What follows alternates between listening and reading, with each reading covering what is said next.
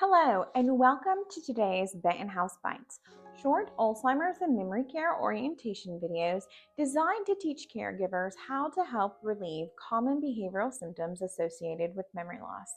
These videos are the very ones we use to improve the skills of our own team, and we're proud to share them with family caregivers as well. I'm Brandy Atchison, aka Brandy Bettenhouse, and a nationally certified Alzheimer's and dementia care trainer. I've been with the Bettenhouse family since 2017, and I'm proud to be your guide as we explore repetitive symptoms. Remember, most memory loss behaviors or challenges are symptoms, not intentional acts. And just like if it were a physical symptom, our job as caregivers is to relieve pain and provide loving support. Your response can make a meaningful difference and provide real comfort to the senior in your care. And with practice, you'll become more skilled and more comfortable in your caregiving, benefiting both you and your loved one. First, I want to show you a scenario where the response could be improved and why certain actions and communications can work against your efforts of support.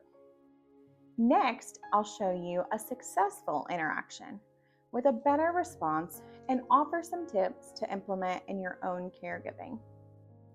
Joining me in this video demonstration are two of our executive directors.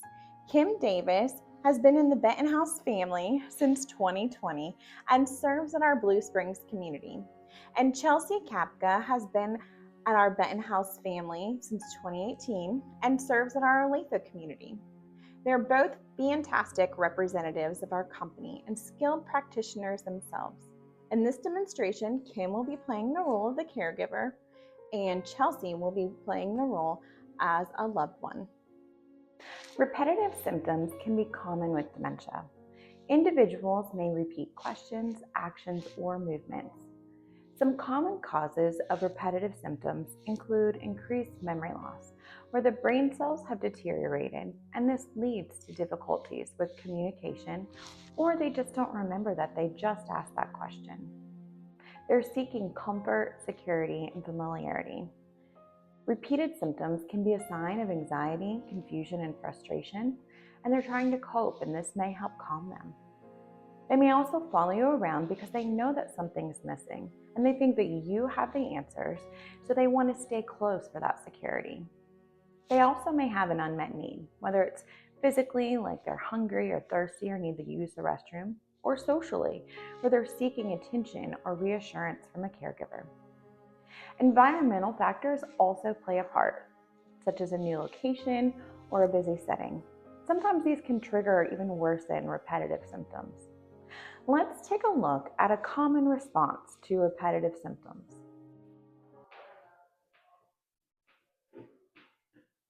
Mom, stop it.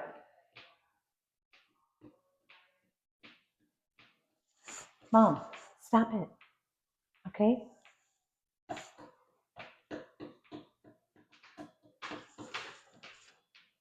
It's okay. You don't have to do it. Okay? Everything's fine. You're fine. I'm fine. It's all right.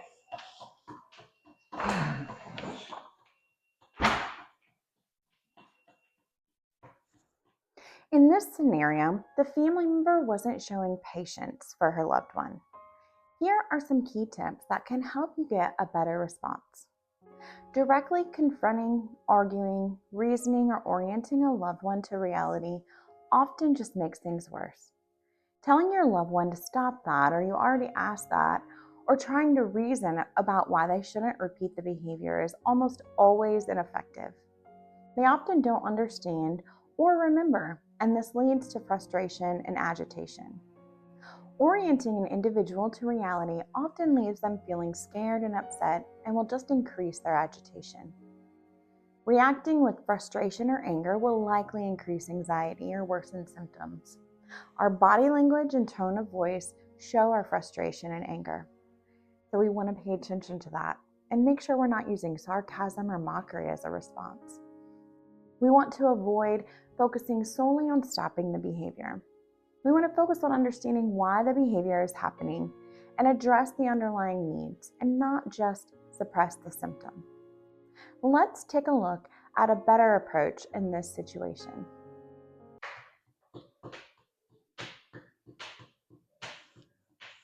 You know what, Mom? We've been sitting here a little too long. How about let's get up and go get a snack? That sounds You want to good. do that? Yeah. What would you like to eat? I just made some brownies. I'd rather have some candy, but brownies are okay. Okay.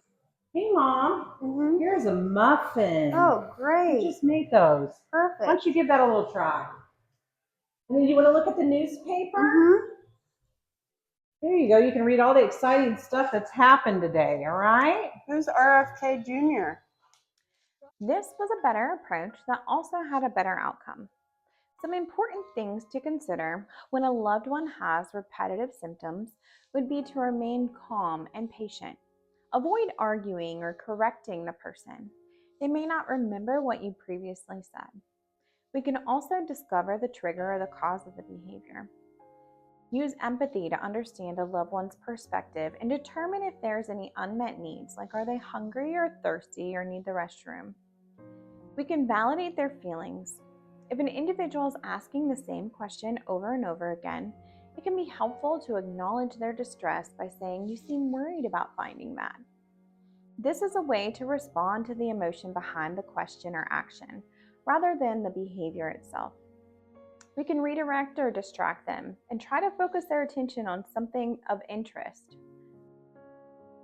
We can provide opportunities for engagement and social interaction to reduce boredom and improve overall well-being. It's also important to provide reassurance.